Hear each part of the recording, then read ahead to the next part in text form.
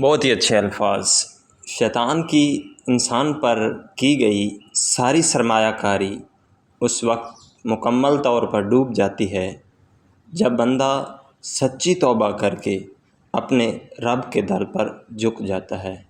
اپنی پیشانی کو سجدوں سے محروم نہ رکھ اقبال، بڑی قیمت چکائی ہے اس کی حسین نے۔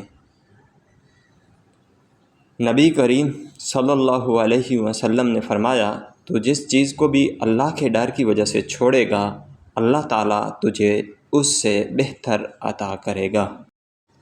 زندگی جن لوگوں کو خوشی نہیں دیتی ان کو تجربہ ضرور دیتی ہے۔ جملہ بہت چھوٹا ہے لیکن اس کی طاقت بہت زیادہ ہے۔